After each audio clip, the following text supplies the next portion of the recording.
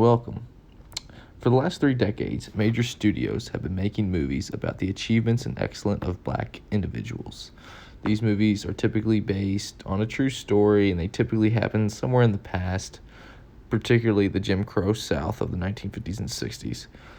And since the decades have passed since the civil rights movement of the 60s and history has begun to revere the leaders of this movement, film studios have begun to try to make movies that would help familiarize a wider movie-going audience with stories about the important black figures or even just about life as a black person. And they try to package these as big-budget films that also would do two things. They'd appeal to a large audience and also tell the story of someone overcoming racism to achieve something of note. And while studios in doing this might have had good intentions, they were and are still trying to do two things that in America cannot be easily accomplished. And in an effort to appeal to a wide audience, they watered down the stories by using magical Negro and white savior characters that fall right in line with traditional racial stereotypes. This, in turn, contributed to creating a misunderstanding of real black experiences and help perpetuate racist beliefs. So one group that are key players in the problem caused by the white savior in magical Negro films is white adults who are uneducated on the complexities of race relations, or white adults who are predisposed to racist beliefs.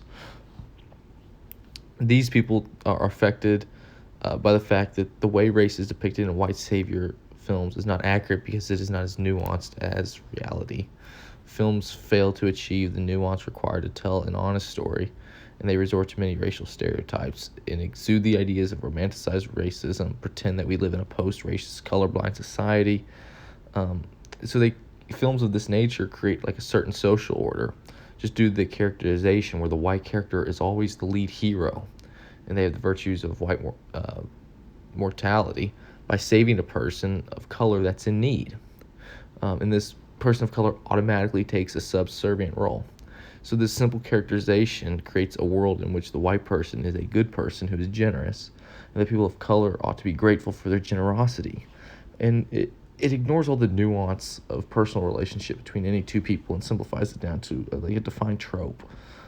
These portrayals fail in accuracy, but also promote harmful stereotypes and ideologies that complicate perceived racial differences in interracial communication. As Molly Murphy and Tina Harris said in their piece in the Howard Journal of Communications titled White Innocence and Black Subservience, The Rhetoric of Heroism and the Help, open quote, films play a large role in shaping public narratives about historical and contemporary racial relations. They go on to say whites are extremely reliant on films as a means of information about interracial relations, close quote. So this means that since most white Americans do not have close relationships with black Americans, films allow for white people to play out experiences they've never had. Because these films are depicting an experience most white Americans have never had, it is harmful to continually assert a social order that is depicted in the white savior films where white people are on top in the social order, and because they don't know otherwise because they haven't had these relationships before. So another group of people that is a primary stakeholder in this discussion of white savior magical Negro films is black adults who are negatively affected by the portrayal of race relations in films. This is due to the fact that black people have not been given the opportunity to tell a more honest and realistic stories in these big budget blockbusters. For decades, black filmmakers have not been given the latitude to tell the stories from their own perspectives or perspectives similar to theirs. The studios have tried to force them to include a white character to play a hero to help attract the larger audience. Studios favor the white do-gooder character over an oppressed black person who's standing up for their own rights. As Josiah Bates and Andrew Chow wrote in a Time magazine article titled Reclaiming Black History on Screen that came out this year, when white filmmakers tackled America's original sin or the civil rights movement, they often made black characters ancillary to rousing white allies, close quote. Studios will suggest that white characters be added to a story if they feel that they do not have enough to draw interest in from across the board. However, this causes the story, which typically is a true story to some degree, to be diluted.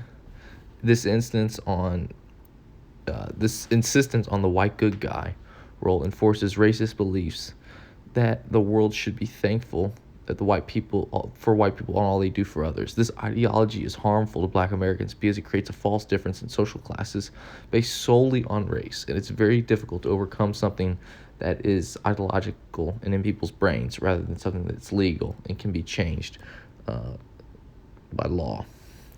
And lastly, the last group that has something really invested in this issue of racial trope movies is the studios and filmmakers in Hollywood that benefit from these movies being made. Now, the film studios are not intentionally trying to hurt any group of people. In fact, they may believe that by making white savior films, they are telling a great story of unity. They, though, are in the business of making money, and that means getting as many people in the seats to view a movie as possible. And to do this, they tell a story they will think will be agreeable to the largest portion of viewers, which is white people. These films try to appeal to a wide audience, depict very positive interactions between white people and black people, which can influence how white people view race relations. As Teresa Glenn and Londra Cunningham said in a piece in the Journal of African Studies, in the title The Power of Black Magic, the Magical Negro and White Salvation Film. Quote, because these films depict a utopian relationship between blacks and whites may believe that these ideal harmonious relationships depict current social status, end quote. So this dilutes the truth and leads to a washed down story that perpetuates misunderstandings and racism. The story only gets worse with Magical Negro films because they're damaging to the interaction between whites and black people because they play right into these traditional black stereotypes. Filmmakers will resort to the very limited roles of black characters to appeal to a broad audience who may only be familiar with the standard black character. These stereotypes that a filmmaker resorts to can be directly connected back to age-old traditional racist stereotypes of Mammy Jezebel, Uncle Tom, the Magical Negro, which is a black person with folk wisdom or spiritual insight. This use of traditional black roles is damaging to race relations because a large portion of the population is informed on the experiences of people unlike them from media outlets like movies. So what many people view as reality is just the standardization that appears on screen. Studios abuse the use of these films in an effort to look progressive and make millions. But down-the-line repercussions can be very damaging to black Americans as a group, and individuals who are subject to racism from the ideological poison that one might take in from these movies. Lastly, Hollywood has tried to sell itself as being very progressive in the stories that it tells. I happen to believe the individuals when they say that they want to be a source of change, but I don't believe the industry as much. Like all other industries in America, the bottom line makes the decision, and white savior and Magical Negro movies are good for the bottom line. However, we know that these films are in no way progressive stories, so the industry is speaking out of two sides of its mouth. These films on the surface seem to be good for the soul movies.